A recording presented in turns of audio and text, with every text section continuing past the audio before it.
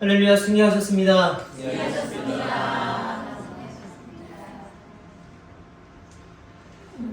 우리가 대강절 벌써 세 번째 주가 되었습니다. 11월 마지막 주부터 우리가 대강절을 하나하나씩 이제 보내가고 있었는데 우리가 초를 벌써 3개를 켜놨죠. 첫 번째 우리가 초를 킬 때 우리 소망을 품어보자. 예수 그리스도의 오심에 우리가 소망을 가지고 나아가보자. 왜냐하면 예수 그리스도는 우리의 죄 때문에 오시는 분이니까 우리 예수 그리스도가 오신다면 우리는 구원의 길로 갈 수 있음을 다시 한번 깨닫고 소망 갖자라고 하는 게 첫 번째 초를 키면서 가졌었던 말씀이었습니다. 두 번째는 준비하자였어요. 어떻게 기다릴 거야? 그냥 막 기다릴 거야? 그게 아니라 우리 준비하면서 기다려보자. 그래서 어떤 걸 우리가 준비하냐? 마음의 회개, 우리 진심을 다해서 회개해서 우리 마음을 깨끗하게 만들어 놓고 우리 그렇게 준비해 놓고 또 굽어있는 우리의 마음의 길을 고든 길로 좀 만들어 놓고 예수님 오실 때 좀 우리의 마음을 찾아오실 때 좀 평탄한 길로 좀 오실 수 있게끔 우리 길을 좀 잘 마련해 놓고 있자. 이게 두 번째 초를 키면서 우리가 나눴었던 겁니다. 오늘 세 번째 주는요, 저를 따라서 해보시겠어요? 기쁘게 기다리자. 기쁘게 기다리자. 오늘 이제 기쁜 소식에 대해서 우리 같이 말씀을 나누어 보려고 합니다. 예수님이 오신다라고 하는 이 소식은 기쁠 수밖에 없는 이유가 뭐냐면 이건 우리를 위해서 오는 것이고 또 특별히 나를 위해서 오시고 우리의 죄의 문제를 해결해 주시기 위해서 오시는 거기 때문에 우리에겐 기쁜 소식이 될 수밖에 없다라고 하는 것을 믿으시기를 예수의 이름으로 간절히 축복합니다. 근데 요즘에 기쁨이 사라져버린 시대를 살아갑니다. 여러분들 언제 기쁘셨어요? 기억이 나지 않을 정도로 언제 기뻤을까? 나 이거 언제 기쁜 소식이 들려왔었을까? 나 진짜 언제 행복하다고 느꼈을까? 이거를 우리가 진짜 생각을 곱씹고 또 곱씹어 봐야지만 그래, 맞아, 그때 우리가 행복했었지 라고 생각이 들 정도로 기쁨이 완전히 사라져버린 건 아니지만 굉장히 먼 곳에 있는 것처럼 느껴지는 시대가 우리가 살아가고 있는 그런 시대라고 하는 것이죠. 어느 순간 기쁨의 범위가 굉장히 좁아졌다고 여러분들 느끼지 않으세요? 옛날에 그런 말들 하잖아요. 소녀가 지나갈 때 떨어지는 낙엽만 봐도 깔깔깔 거린다고. 그런 시절이 있었단 말이에요. 여러분들은 그런 시절이 없었던 것처럼 앉아있지 마시고 그런 시절이 있었단 말이에요. 떨어지는 낙엽만 봐도 그냥 친구들과 같이 있기만 해도 이상한 시덥지 않은 얘기를 하기만 해도 그냥 깔깔거리면서 기쁨이 끊이지 않았었던 그런 시절. 그때는 기쁨의 허용 범위가 굉장히 넓었어요. 뭐만 해도 기쁜 그런 시절이었죠. 근데 세월이 좀 많이 흐르고 시대도 많이 변하게 되어지고 굉장히 시대가 고차원적으로 변하게 되어지고 그리고 또 발전도 되어지고 삶의 질도 높아지고 사람의 수준도 올라갔는데 그러면 그만큼 기쁨도 더 많아져야 되는 거 아닐까? 그런데 안타깝게도 기쁨의 범위는 기준치도 같이 올라가 버리는 바람에 그런 올라간 기준치 때문에 기쁨의 범위는 점점 더 좁아지게 되는 것이 우리들이 살아가는 시대라는 겁니다. 그렇기 때문에요, 요즘에 웬만한 걸로 기쁘지도 않아요. 그냥 대충 그냥 이건 당연한 거 아니야? 라고 하는 것을 우리가 생각할 때가 너무나도 많이 있다라는 겁니다. 그래서 내가 지금 가진 것보다 더 많이 가져야만 기쁘다고 하는 생각이 들기 때문에 이게 얼마나 힘든 거예요. 내가 이룬 어떤 성공들, 그 성공보다 더 큰 성공을 이뤄야지만 기쁘다고 생각하니까 이게 기쁠 틈이 있겠냐는 겁니다. 여러분들 자꾸 기쁨을요, 우리가 소유하는 것, 어떤 조건, 어떤 결과 이런 것들에서 우리가 이 기쁨을 자꾸 찾으려고 하면은 기쁨에 대해서 박해질 뿐만 아니라 아마 죽을 때까지 여러분들을 만족할 수 있는 기쁨은 아마 없을 거다라고 저는 장담할 수 있습니다. 사람은요, 만족이라는 게 없기 때문이에요. 더 좋고 더 재미있고 더 즐겁고 그게 아니면, 다시 말씀드리면 요즘 사람들이 그런 말 많이 쓰잖아요. 도파민. 내가 이거 더 충족되지 않으면 더 기가 막힌 도파민을 계속 찾아 나서는 거예요. 여기서 충족이 됐다 그럼 여기서 만족하고 끝낼 것 같지만 더 큰 자극이 필요로 하는 것이 우리 사람들의 모습이라는 겁니다.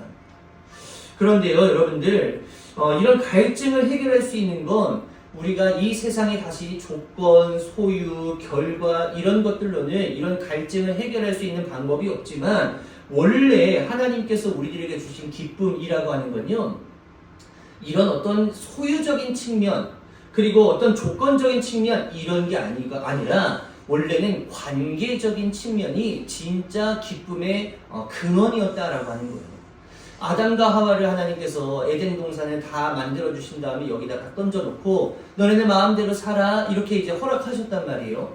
근데 아담과 하와가 그 에덴 동산의 모든 것들을 소유한 것 때문에 기뻤었던 게 아니라 그냥 하나님 안에 머무는 그런 존재였기 때문에 그들은 기쁠 수 있었다라고 하는 거예요.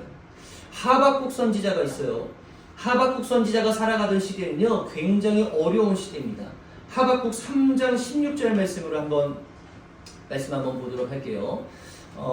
이 첫 구절만 봐도요, 이 하박국 선지자의 심정을 표현할 수 있습니다. 그 소리를 듣고 나의 창자가 뒤틀린다.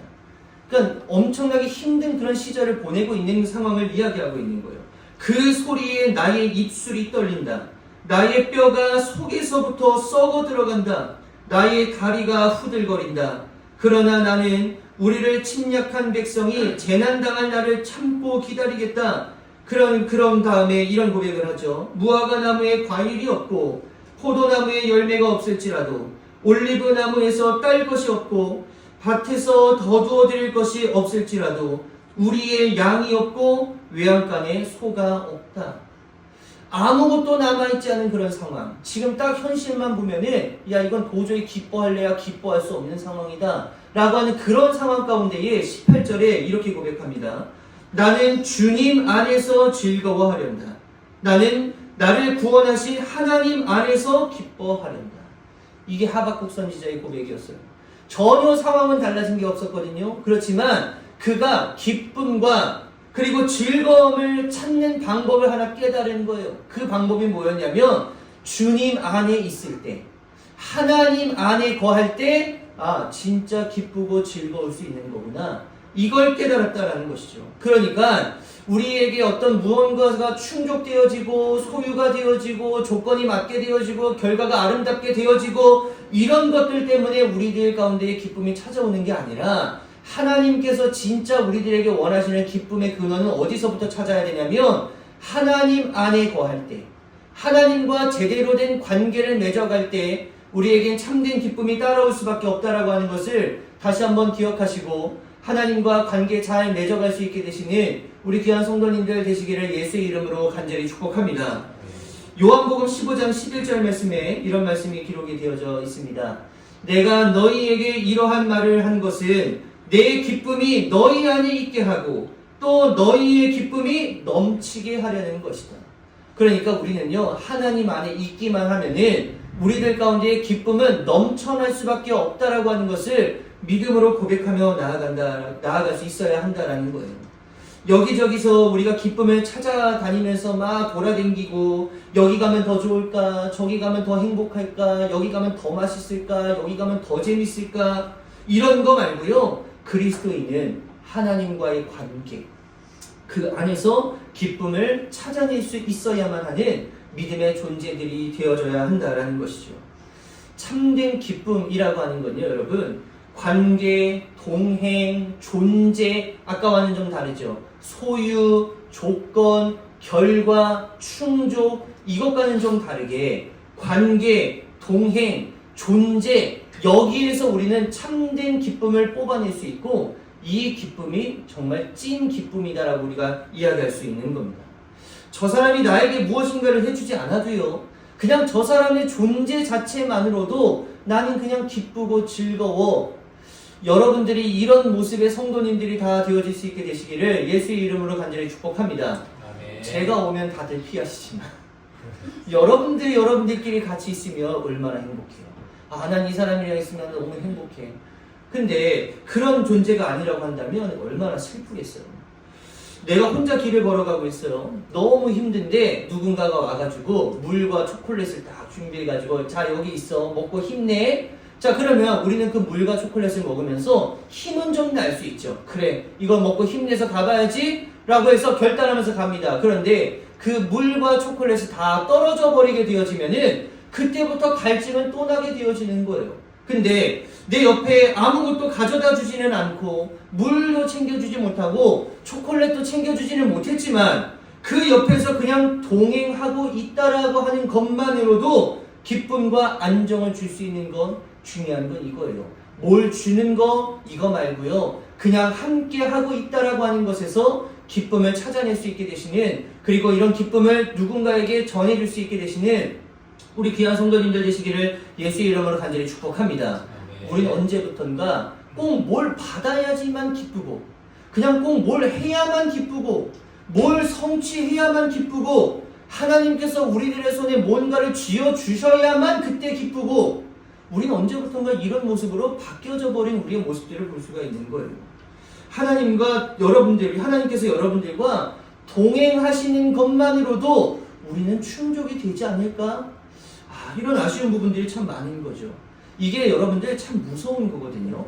하나님께서 우리들에게 무엇인가를 더해 주셨을 때 그때 기쁘다 라고 하는 거, 물론 그때도 기쁠 수 있겠죠. 근데 이건 굉장히 무서운 거예요. 만약에 주어지지 않을 때는 어떻게 할 건가?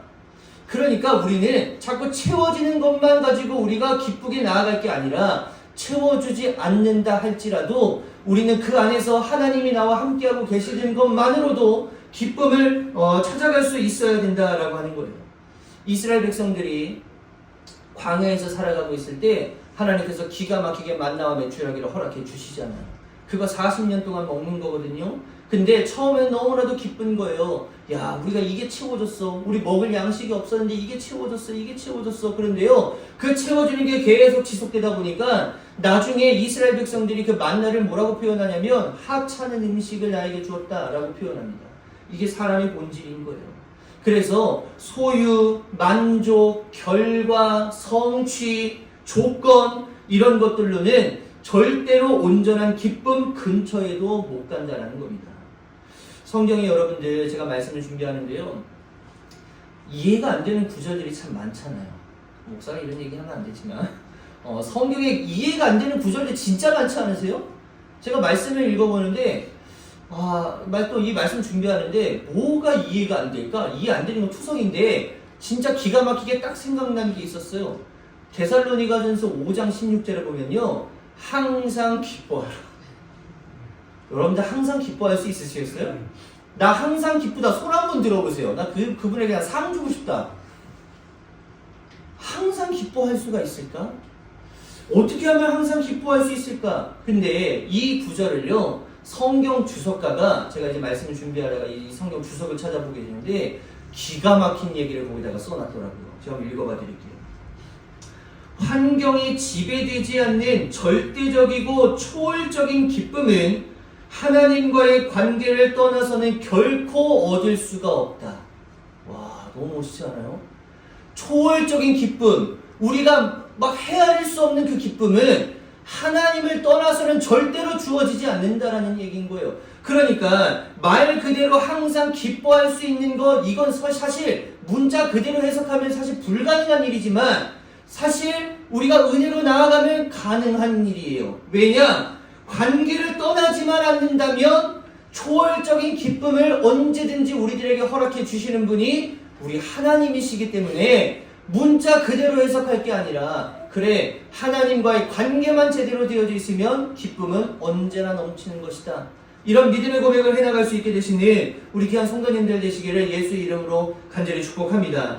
결국엔 성탄절도 계속 반복하고 있는 거지만 예수님의 오심의 소식이 누군가에게는 정말 기쁨의 소식이 되어질 수 있는 거고, 또 누군가에게는 정말 별 볼 일 없는 소식이 되어질 수 있는 건데, 그게 어디에서 차이가 나는 거냐면 내가 하나님과, 내가 예수님과 어떤 관계를 맺고 있는가, 여기에서 차이가 날 수밖에 없다라고 하는 거예요.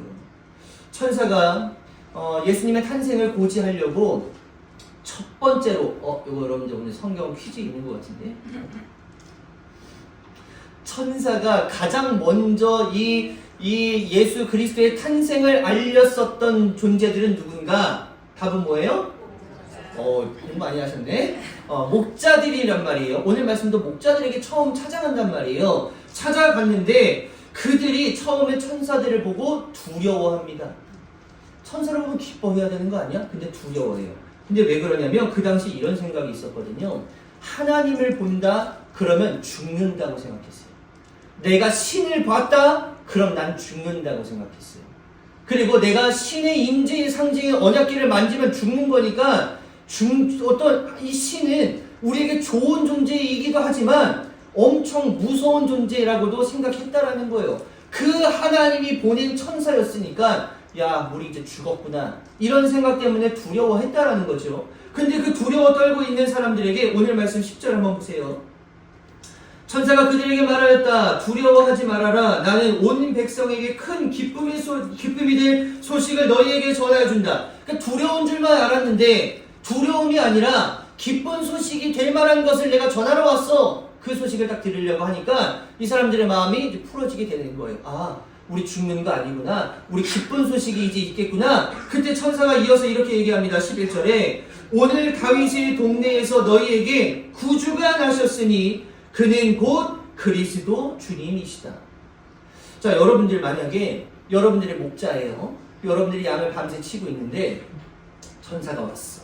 천사가 와가지고 뭐 두려움에 떨고 있는 거예요. 근데 그가 우리에게 두려워하지 마. 내가 기쁨의 소식을 전하러 왔거든. 그 기쁨의 소식은 말이야. 이제 메시아가 오실 거야. 예수 그리스도가 다시 재림하신대. 이 땅에 올라가셨다가 다시 이 땅 가운데 오신다고 약속하셨잖아. 그때가 얼마 멀지 않았어. 이제 곧 오실 거야. 자, 여러분들 그 소식을 딱 들었어요. 그럼 여러분들은 마음이 어떠실 것 같으세요? 하루만 더 있었으면 좋겠다. 뭐 그런 생각 때문에 가질 수 있잖아요. 기쁨의 소식은요, 여러분들 아주 중요한 특징이 있습니다. 기쁜 소식이라고 해서 모두가 다 기쁠까? 그건 아니에요. 기쁨의 소식은요, 아주 중요한 특징이 뭐냐면 이건 철저하게 주관적인 거거든요.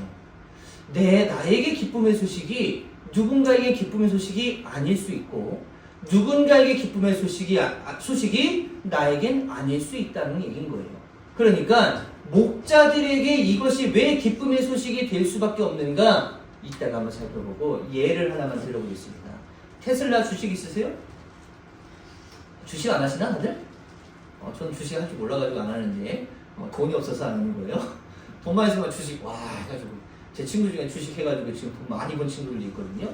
와, 주식 잘하는 친구들 잘하더라고요. 테슬라 주식 없으세요? 주식도 잘하는 사람들이나 해야죠. 그죠? 아무튼 주식, 이제 테슬라 주식. 자, 테슬라 주식의 주가가 올랐습니다. 여러분들이 공개는 안 하셨지만 마음으로 너무 기쁜 사람도 있단 말이에요. 저 박사형 있나 보다. 이런 얘기가 누군가에겐 기쁘지만 아무런 상관이 없는 사람들이 있단 말이에요. 여기 있는 모든 사람들은 아무 상관이 없는데 테슬라가 있든지 말든지 이게 뭔 상관이야. 하지만 박서형만큼은 기쁘단 말이에요. 100원이라도 오르면 너무 좋은 거 아닌가? 그렇게 될 수밖에 없는 거죠. 그런 거예요. 기쁜 소식은 철저히 주관적인 거거든요. 제가 노트북을 새로 구입했습니다. 기쁜 거예요. 노트북 한 6년 정도 썼거든요. 고장이 안 나가지고 계속 써야 되나 했는데 요즘에 계속 이제 컴퓨터가 느려지다 보니까 컴퓨터를 제가 구입을 해야 되겠다 해가지고 컴퓨터 구입을 했습니다. 근데 제가 이 컴퓨터를 살 때 만약에 이런 소식이 있었다. 언제부터 언제까지 애플 컴퓨터 100만원 할인합니다. 와, 저 그러면요 빚을 내서라도 그냥 당장 가가지고 그때 샀을 거예요. 그게 저에겐 기쁨의 소식이지만 노트북이 태어나서 한 번도 안 써보신 분들, 나는 삼성 노트북 쓰시는 분들, 나는 LG 노트북 쓰시는 분들이 애플에서 100만 원을 할인하든 공짜로 주든 그게 무슨 상관이겠냐. 기쁨 소식은 간단한 거예요. 철저히 주관적일 수밖에 없는 거죠. 기쁨의 소식을 너에게 전한다. 그게 예수 그리스도 메시아가 탄생할 거야 라고 했을 때 어떤 사람에게는 기쁨의 소식이 되어질 수 있고 어떤 사람에게는 그냥 지나가는 아무런 소식이 아닐 수 있겠지만 그 목자들만큼은 그 소식을 기다리고 있었다라고 우리가 생각할 수 있고 메시아가 오시는 것을 하루하루 기다렸었던 사람들이라고 우리가 믿을 수 있다는 거죠. 왜냐? 그들에겐 기쁨의 소식이 되어졌기 때문입니다. 여러분들에게 예수 그리스도의 오심의 그 소식이 정말 기쁨의 소식이 되어지기 위해서는 예수 그리스도가 나와 직접적인 관련이 있는 그런 존재들이 되어져야만 한다는 거예요. 그래서 우리가 이 대강절, 어떤 분들은 정말 대강절 기간에 난 진짜 예수 그리스도의 오심을 기다려야지 하면서 매일같이 묵상집을 사다가 묵상을 하시는 분들도 있으실 거고, 개인적으로 성경 필사를 사다가 필사를 하면서 기다리시는 분도 있으실 거고, 나는 성경 쓰는 건 좀 어려워, 나는 그냥 찬양 듣는 거 할래, 그래서 매일같이 찬양을 들으면서 예수 그리스도 오심을 기다리는 분들도 아마 있으실 거예요. 여러분들이 예수 그리스도의 오심이 기쁨의 소식이 되어지기 위해서 여러분들이 먼저의 그 신앙과 믿음을 잘 점검하셔서 정말 기쁨의 소식으로 맞이할 수 있게 되시는 우리 귀한 성도님들 되시기를 예수의 이름으로 간절히 축복합니다. 그리고 이 기쁨이라고 하는 건요, 여러분들 또 한 가지 특징이 있습니다. 기쁨은요, 기뻐야지 해서 되어지는 게 아니라는 거예요. 정신승리로 그냥 멘탈적으로 해가지고 그냥 기쁠 거야 해가지고 기뻐지는 게 이게 기쁜 게 아니라는 거죠. 내가 아무리 노력해서 얻을 수 있는 문제가 아니다라고 하는 겁니다. 그래서 이 성경은요, 기쁨을 뭐라고 설명하고 있냐면 성령의 열매라고 이야기하고 있는 거예요. 여러분들 우리 한 말씀 한번 찾아볼까요? 데살로니가전서 갈라디아서입니다. 갈라디아서 5장입니다. 갈라디아서 5장 22절하고 23절 말씀에 앞에 준비가 되어져 있네요. 볼게요. 성령의 열매는 사랑과 기쁨과, 자, 그렇기 때문에 이 기쁨이라고 하는 건 우리가 기뻐야지 해서 얻어질 수 있는 게 아니라, 기쁨은 누가 주셔야만 온전히 누릴 수 있는 거냐면 이건 하나님께서 주셔야지만 온전히 누릴 수 있는 것이다 라고 성경이 명확하게 이야기하고 있다는 거예요. 성령님 내 안에 계시면 기쁨이 넘쳐날 수밖에 없다라고 하는 것을 여러분들 인정하고 나아갈 수 있게 되시기를 예수의 이름으로 간절히 축복합니다.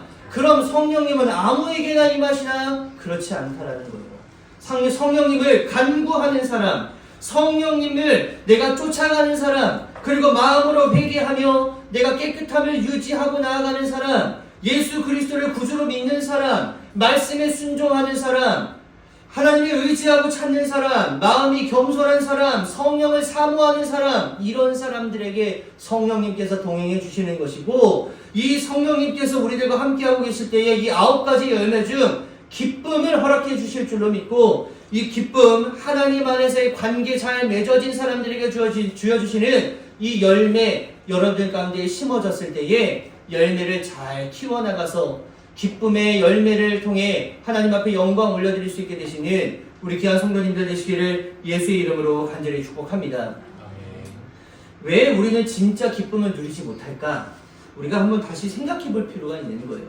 그동안 이 기쁨의 출처에 대해서 오해가 있었거든요. 성취하면 기쁠 거야, 조건이 충족되면 기쁠 거야, 나에게 만족이 되면 기쁠 거야 라고 생각하면서 접근을 했는데 출처가 거기에 있었던 게 아니었던 거예요.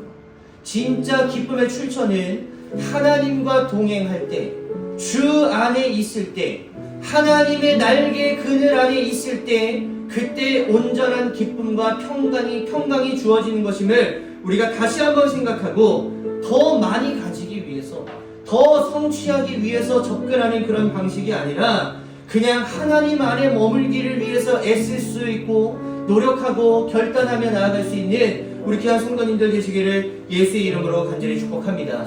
예수 그리스도의 오심을 이렇게 기다리는 거예요. 내가 그동안 관계가 좀 이상했구나, 나 하나님을 온전히 섬기고 있지 못했고 하나님의 날개 아래에 온전히 머물고 있지 못했구나. 우리가 다시 한번 우리의 삶을 인정하고 우리의 믿음과 신앙을 다시 한번 점검해서 언제나 하나님 안에 머물 수 있게끔, 하나님 안에서 온전한 기쁨과 평강을 누릴 수 있게끔 베풀어 주시는 하나님의 놀라우신 기쁨의 열매로 여러분들 하나님 앞에 온전한 영광으로 나아갈 수 있게 되시기를 예수의 이름으로 간절히 축복합니다.